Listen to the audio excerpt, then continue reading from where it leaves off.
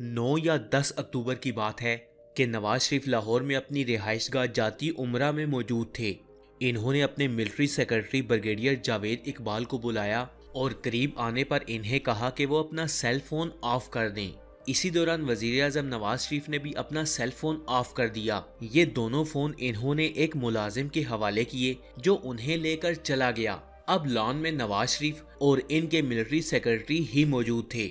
नवाज शरीफ ने इनसे कहा कि मैंने जनरल परवेज मुशर्रफ को चीफ ऑफ आर्मी स्टाफ के ओहदे से फारिग करने का फैसला कर लिया है। जावेद इकबाल ये सुनकर सन्नाटे में आ गए। इन्होंने कहा कि सर ये खतरनाक होगा। आप जानते हैं कि जनरल जियाउल हक वजीर आजम जुल्फकार अली भुट्टो को फांसी के फंदे तक ले गए थे। नवाज शरीफ ने मिलिट्री सेक्रेटरी से कहा कि आखिर कानूनी और आईनी तौर पर मेरे इस आर्डर और इस फैसले में क्या गलत है।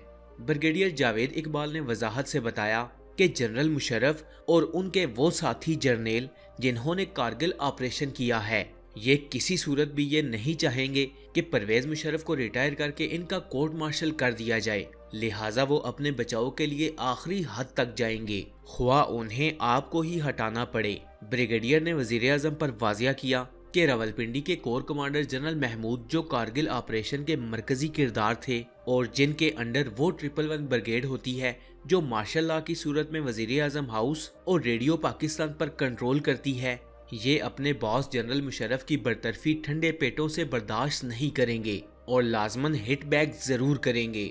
बहरहाल जाती उमरा के लॉन में होने वाली ये आधे घंटे की मुलाकात इस बात पर खत्म हुई कि नवाज शरीफ जनरल मुशर्रफ को रिटायर तो हर सूरत में करेंगे, लेकिन इनके मिलिट्री सेक्रेटरी हर सूरत इस खबर को राज रखेंगे और हर दो सूरतों में वजीर आजम के वफादार रहेंगे।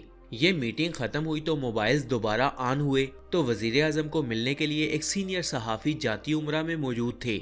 ये सहाफी थे नजीर नाजी। इन्हें नवाज शरीफ के बेटे के साथ मिलकर जनरल मुशर्रफ की बरतरफी के बाद पीटीवी पर की जाने वाली तकरीर लिखना थी। ये राज के जनरल मुशर्रफ को बरतरफ करने कारगिल पर इंक्वायरी कमीशन बनाने का फैसला हो चुका है, सिर्फ 5 लोगों के इल्म में था।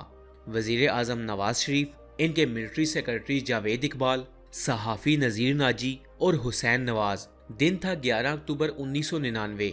नवाज शरीफ दुबई रवाना हुए, जहां इन्हें यूएई के सदर शेख जैद बिन सुल्तान से एक इंतहाई ज़रूरी मुलाकात करना थी। इस मुलाकात के 2 बुनियादी एजेंडे थे।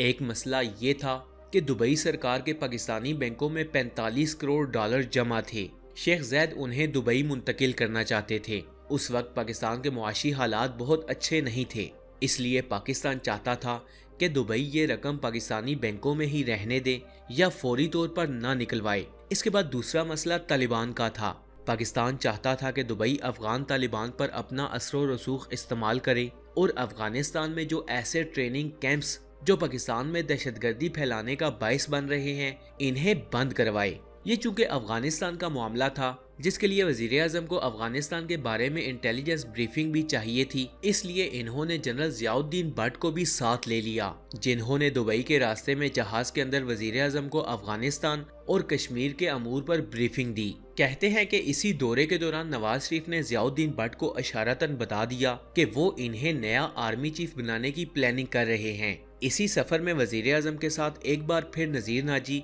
और इनके बेटे हुसैन नवाज मौजूद थे, जो खामोशी से एक तरफ बैठे जनरल मुशर्रफ की बरतरफी और कारगिल पर इंक्वायरी की तकरीर तैयार कर रहे थे।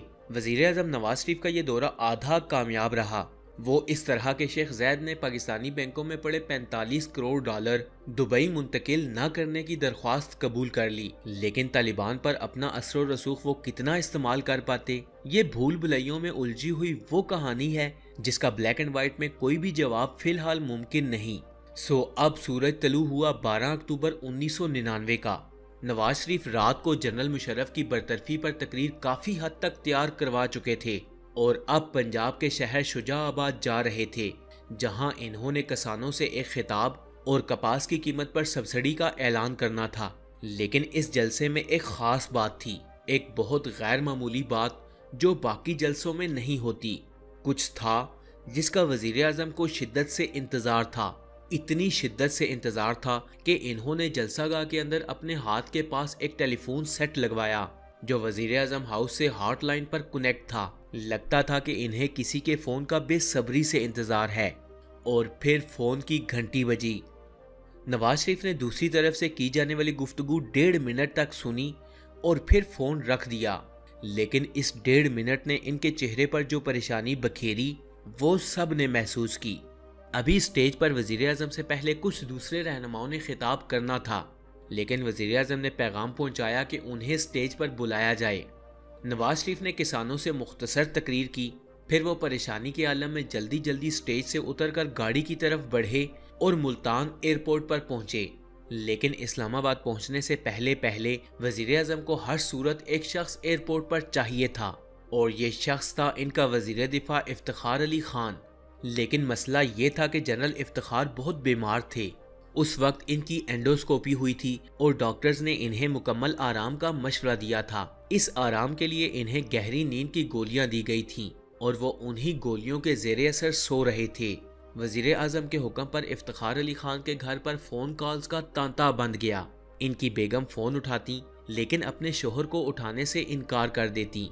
कई कोशिशों के बाद फोन पर किसी ने मिसेस जनरल इफ्तिखार अली खान को कायल कर लिया कि उन्हें जगाकर एयरपोर्ट पर भेजा जाए, चाहे कुछ भी हो जाए। इफ्तिखार अली खान नीम जागे और नीम सोए हुए गनूदगी के आलम में एयरपोर्ट पर जा पहुंचे, और दूसरी तरफ से वजीर आजम भी पहुंच चुके थे। इन्होंने इफ्तिखार अली खान को गाड़ी में साथ बिठाया और कहा कि आपको एक छोटा सा काम करना है, और वो ये कि एक नोटिफिकेशन जारी करना है कि जनरल परवेज मुशर्रफ रिटायर्ड कर दिए गए हैं और जनरल जियाउद्दीन भट्ट नए आर्मी चीफ तैनात कर दिए गए हैं। इफ्तिखार अली खान भी मिलिट्री सेक्रेटरी ही की तरह दंग रह गए। वो साबिक लेफ्टिनेंट जनरल थे, फौज के मामलात और मौजूदा हालात से बहुत अच्छी तरह बाखबर थे। इन्होंने कहा कि सर ये बहुत बड़ा फैसला है, क्या आपने कैबिनेट से इसके बारे में मुशावरत की है? नवाज शरीफ ने जवाब दिया कि कैबिनेट का इससे कोई ताल्लुक नहीं, लिहाजा उन्हें बता दिया जाएगा। ये इतना बड़ा फैसला था कि सेक्रेटरी दिफा जल्दी हार मानने को तैयार नहीं हुए। इन्होंने फिर इसरार किया और कहा कि यह इंतहाई अहम मामला है, कम से कम आप अपने करीब तरीन मुशीरों चौधरी निसार और शहबाज शरीफ से तो मशवरा कर लें। नवाज शरीफ ने जवाब में कहा कि जनरल साहब, मशवरे का वक्त गुजर चुका। जनरल इफ्तिखार अली खान ने फिर कोशिश की कि किसी तरह वजीर आजम को इस इकदाम से रोका जाए। ये फौज में आला ओहदों पर रहे थे और नज़ाकतों को समझते थे, इसलिए शायद इन्होंने एक आखिरी कोशिश की और वजीर आजम से पूछा कि आप इन्हें हटाना क्यों चाहते हैं। नवाज शरीफ ने जवाब दिया कि जनरल मुशर्रफ मेरे खिलाफ बातें करते फिर रहे हैं। जनरल इफ्तिखार समझ गए कि वजीर आजम चीनी सिफारत खाने में होने वाली गुफ्तगू की बात कर रहे हैं, जिसमें आर्मी चीफ ने मुल्क की मुआशी और सिक्योरिटी सूरत हाल पर तशवीश का इजहार किया था। सेक्रेटरी दिफा जनरल इफ्तिखार ने फिर कहा, सर इसी तकरीब में आर्मी चीफ ने यह भी तो कहा था कि हुकूमत सूरत हाल बेहतर करने की भरपूर कोशिश कर रही है। गर्ज ये कि जनरल इफ्तिखार जितनी जिद वजीर आजम से कर सकते थे इन्होंने की, लेकिन नवाज शरीफ अटल फैसला कर चुके थे और चाहते थे कि अब जनरल मुशर्रफ की रिटायरमेंट के आर्डर्स फौरी जारी कर दिए जाएं। जब जनरल इफ्तिखार ने देखा कि वजीर आजम इनकी बात किसी तरह भी नहीं मान रहे, तो इन्होंने पेशावराना अंदाज अपनाया और कहा, मैं आपकी तहरीरी इजाजत के बगैर आर्डर्स कैसे जारी कर सकता हूँ। नवाज शरीफ ने इनसे पूछा, क्या आप जनरल मुशर्रफ से डरते हैं या आप इनके साथ हैं? वजीर आजम ने जनरल इफ्तिखार को इस फैसले पर अमल दरामद से पहले ये बात किसी और को बताने से सख्ती से मना किया।